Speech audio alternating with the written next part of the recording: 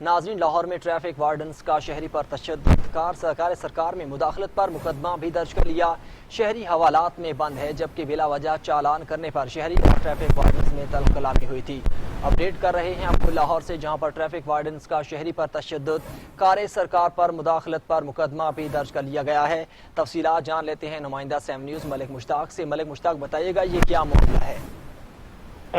جی بالکل، ایک روایت ہے لاہور پولیس کی۔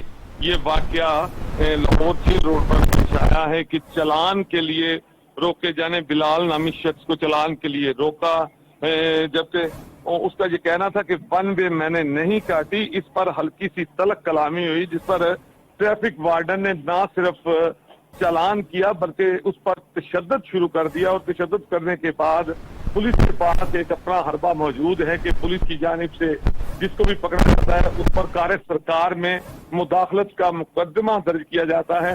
نہ صرف اس کا چلان کیا گیا بلکہ اس کا کار سرکار میں مداخلت کا اس پر مقدمہ درج کرنے کے بعد اسے حوالات میں بند کر دیا۔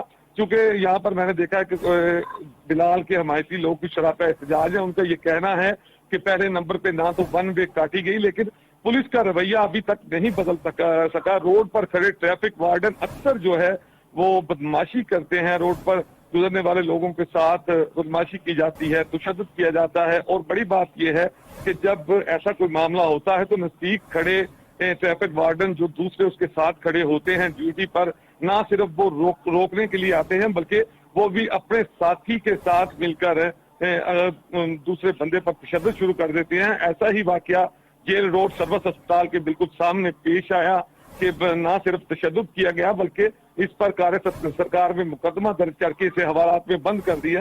چونکہ اعلیٰ پولیس حکام اور سٹی آف لاہور کو اس بات کی خبر ہو گئی ہے، ان کا یہ کہنا ہے کہ اس واقعہ کی مکمل انکوائری کروائی جائے گی، اور اگر پولیس اہلکار اس میں ثابت ہوئے کہ ان کی غلطی ہے تو ان کو سزا بھی دی جائے گی۔ جی، پولیس والے اگر اس میں ہوئے تو انہیں سزا بھی دی جائے گی۔ ملک مشتاق، آپ نے اپڈیٹ کیا، آپ کا شکریہ۔